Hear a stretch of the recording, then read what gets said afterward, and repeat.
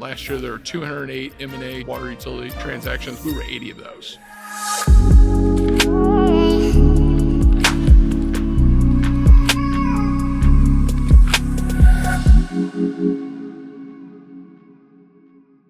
Hi, Josiah. Welcome to the show. Thank you. I'm glad to be here. I appreciate you having me. I have tons of questions for you because actually you've been mentioned several times by the other people which appeared on the microphone so far today.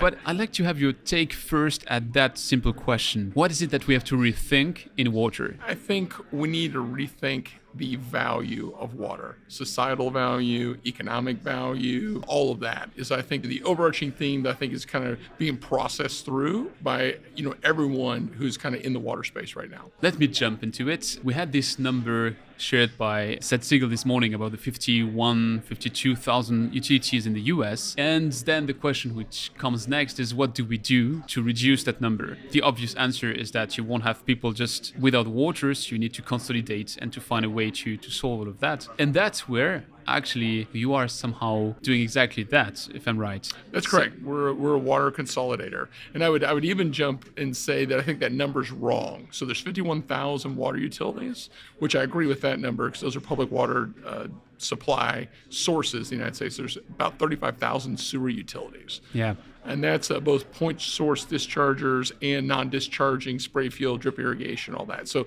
the defragmentation is even higher than it's often kind of mentioned in the popular news, that kind of thing. So when you say you're a consolidator, how do you do that? Yeah, absolutely. So really, we focus on the small, typically distressed utilities is, where we've gone. I started this firm, so I'm the founder of Central States Water Resources, and really founded it because I was dealing with situations just like we've seen in Jackson over and over again. So it's interesting, we're sitting here at a water conference, it was great, but the water infrastructure crisis, it's not looming, it's already here. Over and over again, I've seen lead in the drinking water serving daycares. I've seen receiving water bodies that are biologically dead. I've seen places with intermittent water service or water service that they can't even use their laundry because there's so much iron manganese in the system, right? So all of that is happening right now. After being exposed to that multiple times, I realized there's got to be a private solution to this very public problem. And, drew up my trusty dusty business plan and went to capital markets. And it was interesting because very few people believe consolidation could happen because there's regulatory barriers to entry. All water is local because you can only transport it so far, right? So the amount of on-the-ground education and cross-stakeholder engagement that it takes to do an individual small system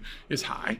The regulatory burden for a small system, all in, is the same as the regulatory burden for New York City. It is unbelievable how you can't bifurcate those things. So knowing that, we realize that there's a market niche here that no one wants to do because it's just a bunch of blocking and tackling. It's really hard work and it takes a lot of boots on the ground. And so that's where we started. And so started buying utilities in Missouri and then moved to Arkansas. And since we're in 10 states, soon to be 11 states, kind of across the country, we're probably the largest water consolidator in the United States today. Last year, there were 208 M&A water utility transactions. We were 80 of those. We're really focused on rolling up these small systems, and the states we're in, we've gone to states with the highest amount of fragmentation, the most amount of small systems, and the highest amount of regulatory noncompliance. So we're trying to solve a problem that obviously exists in every state we're in. Does that mean that one of your criterion to consolidate a utility is that it has to be in a bad shape? Yeah, and bad shape's relative, right? So it can be compliance related in the sense that, hey, it's failing drinking water standards or wastewater standards. It can be aging infrastructure with no financial ability, or it could be operational noncompliance. We talk about the industry, the silver tsunami that's coming and this retirement of the skilled workforce. And so oftentimes we're finding communities that maybe their pipes are fine, the plant's marginally okay, but they can't even run it. All of those factors are the kind of communities we go talk to. Isn't that kind of a risky move in terms of M&A? I mean, to go after targets which obviously aren't in the best possible shape? Yeah, I would say that was, starting this company, it took me about 2 years to raise my first round of capital. And that was because of the risk associated, environmental risks, public health and safety risks, political headwind risk, all of that, right? The great thing with the water business is we have technical solutions to fix every problem. It's not that technology doesn't exist. It's about implementing it across all these stakeholders, getting buy-in, and including the environmental health regulators, right? The risk is actually clearly defined if you're willing to take this amorphous, nebulous system and get it to a rules-based, here's what's going to happen, here's what needs to happen, and get agreement. So what's your vision? You made 80 moves, right? You said? Correct. So 80 means they are 51,200 left in the water side and maybe another 35,000 left on the wastewater side. So what's the limit? Is it to have 80,000 in portfolio? Yeah, so great question. I would say for us, we want to continue to be a solutions provider. But, think at the end of this year, we'll own 800 individual systems. So we think we'll be the largest single owner operator of individual wastewater plants in the United States. Not large wastewater plants. The American Waters in the world run much bigger stuff than we do from a total connection count, but individual systems will be the single largest owner. So I think our goal at 800, we're 1% of the entire market size across the country. So we just made a de minimis effect in terms of nationwide. So there's so much work to be done. We really want to be the number one water and wastewater provider for small communities in the U.S. is our goal. And what's your horizon for that? I'm going to be in this business a long time. And it takes a long time to do these things. We've got consistent year-on-year growth that's way beyond the industry average. I mean, it'll take us years to do this. We're a long-term utility provider. We're not going anywhere. Why do you have to own the utility? Can't you just operate it? Yeah, we made that decision early on, especially with these distressed utilities. And you've got small governing entities, oftentimes are running these things, water boards, sewer boards, small towns, homeowners associations. We've kind of seen the whole gamut, small investor owns. The day of the mom and pop utility is over, with increasing regulation, aging infrastructure. And so having a partner that's part of the kind of mom and pop, if you will, of the industry is really detrimental for long-term fixes. So we've picked our path. I'm not saying it's the only path, but we believe it's one solution for the water industry for sure. If you're the biggest consolidator, does that mean there are other ones? Yeah, all the big major investor owns are consolidators to some extent, but they do much larger deals because they're not focused on the small distressed guys. So you think the American Waters of the world, the Essential Utilities of the world, the San Jose's, they're buying utilities. It's just they typically do 3 deals, 4 deals a year, and one of those deals is 10,000 connections, where we're doing 80 deals and our total connection count and 80 deals is 40 or 50,000 connections. So it's about speed of small transactions rather than chasing a fewer amount of larger transactions. Last summer, the EPA changed some of the rules on PFAS, and one of the consequences which was studied as those new rules was that smaller utilities wouldn't like to take the responsibility for eventually delivering water which might be contaminated with PFAS at the new thresholds to their citizens, and hence they wanted to retreat from the business of being a utility, and that was expected to maybe drive some consolidation. I read that on some lawyers' websites, and it was like, does that hold water? Not that I want to make a pun, but just to understand if that's really happening. And if it does, is it a driver or is it a risk for a company like yours? Yeah, first of all, the EPA issued health guidance. They haven't actually issued any formal rulemaking yet. And I would also say from being inside the industry, their health guidance was not helpful. They issued guidance for levels that are below minimum detection. If I can't detect it in the water, how am I going to treat it? Right? You mean that you don't have a sensor for parts per quadrillion? Yeah, right.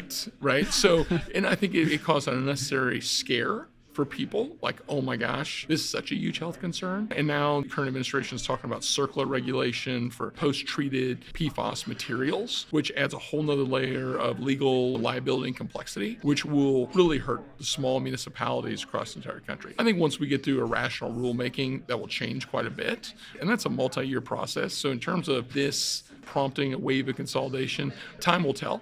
And I think it will take some time for that to all work out. But I don't see an initial push right now where people are jumping up and down, I need to get out because of this potential pending PFOIA, PFAS regulation come down the pipe. How would you describe your company? I'll explain you where I'm coming from. Many of the people who discussed with me today mentioned that they see a future in which we go for more distributed treatment, and that will fundamentally change the role of the utility and all of that. And somehow, if you have now 800 utility assets under your control and you are one company heading that, it sounds like a distributed utility in a certain fashion. So would you see yourself as a new type of utility with distributed small assets left and right, or is distributed a risk for disruption for your business model? How do you see that? First of all, I think all the people who talk about this distributed treatment in the water and wastewater business, that's never going to happen. The single largest contributors to life expectancy increase over time, centralized sewer. So the idea that we're going to have these decentralized options, they're going to solve our infrastructure problems, it's not in the realm of possibility. Now, are there applications in certain rural areas that have a lack of density where those solutions make sense? Absolutely. I totally get that, right? But in terms of overturning the conventional way we're doing water and wastewater treatment? No way. I don't think that's even in the realm of possibility. That's fine, maybe that's controversial. I would agree with you though, running a ton of small systems, we are an aggregator distributed in the term of small systems across the country. So that is very much what we do on every day. Interesting. So you're really absolutely sure that distributed doesn't hold water again? No.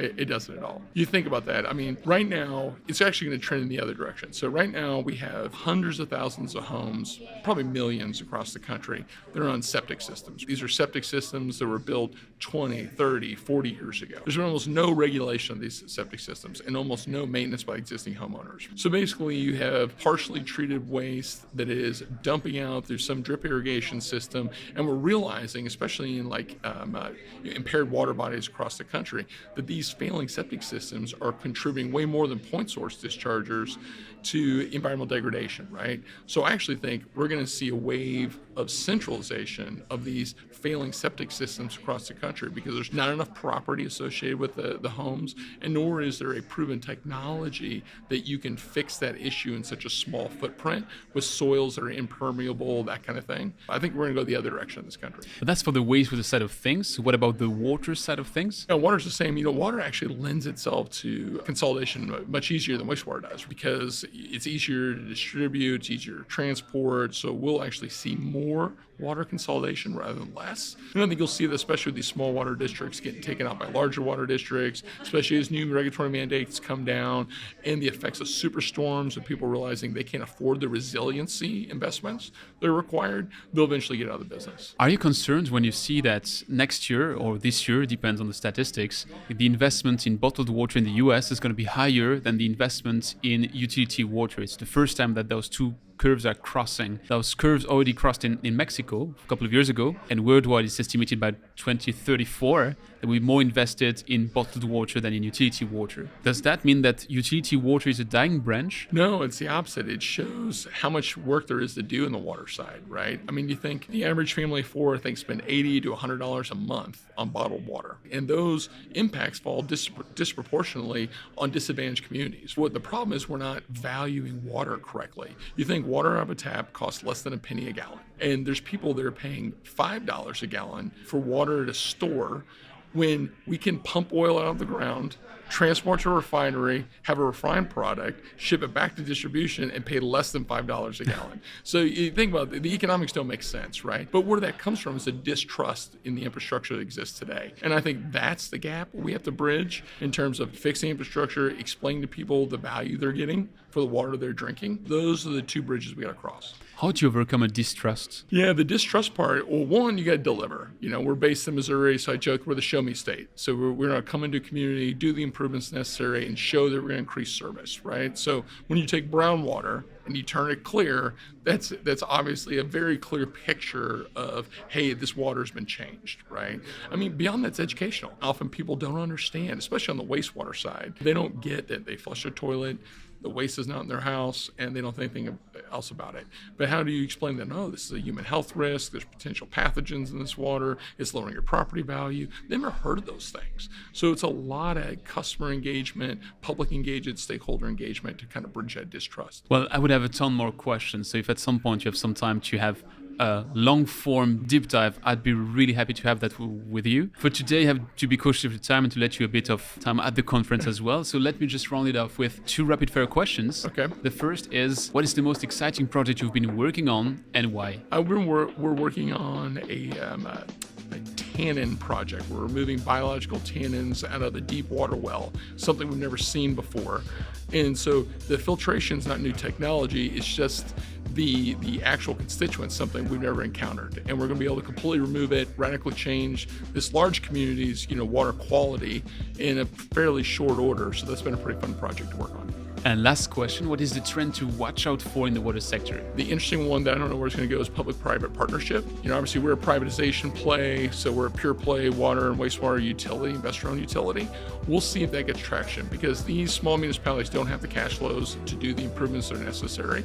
So can there be a rapprochement, engagement with the private sector, whether the municipality still owns the assets? That's yet to be determined. Josiah, it's been a pleasure, and I really mean it. Whenever you have a bit of time, I'd love to do a deep dive on the matter with you. for now, I'll leave you to the rest of the conference, and thanks a lot. Awesome. Thanks for having me. This is it for another episode of the Don't Wastewater podcast. I'd like to hand out a special thanks to Science Water for enabling it, and if you enjoyed it, make sure to give it a review on Apple Podcast, Spotify, or wherever you get your podcast from. I don't know if I deserve 5 stars, but my guest surely does. Do it now, tell it to your friends, and I'll be back very soon with the next interview.